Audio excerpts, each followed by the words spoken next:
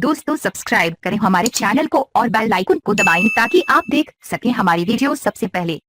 दोस्तों अगर आप पाकिस्तानी हो तो पाकिस्तान जिंदाबाद, भारतीय हो तो जय हिंद नीचे कमेंट कर दें। न्यूज वीडियो को लाइक शेयर जरूर करें और चैनल सब्सक्राइब कर लें। शुक्रिया। दोस्तों अगर आप फखर जमान के फैन हैं तो इस वीडियो को ज्यादा से ज्यादा शेयर लाइक करें। पाकिस्तान जिंदाबाद। दूसरे टेस्ट मैच के दूसरे दिन पाकिस्तानी बॉलर्स ने ऑस्ट्रेलियाई टीम को तिगुनी का नाच नचाते हुए पूरी टीम को सिर्फ 145 रन पर आउट करके मैच में 137 रन की बढ़तरी हासिल कर ली। आज ऑस्ट्रेलिया ने 20 रन 2 खिलाड़ी आउट पर अपनी इनिंग का आगाज किया तो इसका कोई बल्लेबाज भी मोहम्मद अब्बास और बिलाल आसिफ का मुकाबला न कर सका और पूरी टीम 145 रन पर पहले इन लौट गई। मोहम्मद अब्बास ने 5 जबकि बिलाल आसिफ ने 3 विकेटें हासिल की।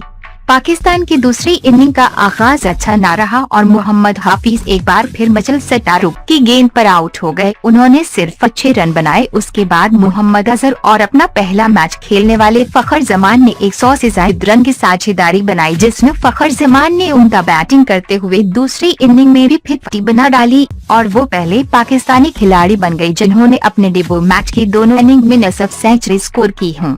लेकिन इस इनिंग में भी वो लंबी इनिंग खेलने में इस वक्त नाकाम हो गए जब उन्होंने नाथन लिवन की गेंद पर गैर जिम्मेदार शॉट खेली और कैच आउट हो गए। इस बार वो 66 रन बना सके।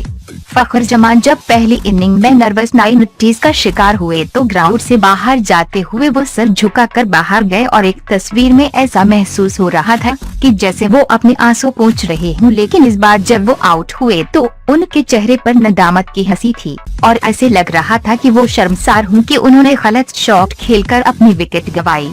फखर जमान के आउट होने पर कोच मक्की आर्थर और दीगर खिलाड़ियों को रद्दे अमल भी खासा परेशान कुन था और ऐसे लगा कि जैसे मोहम्मद अब्बास को यकीन ही न आ रहा हो कि फखर जमान आउट हो गए हैं।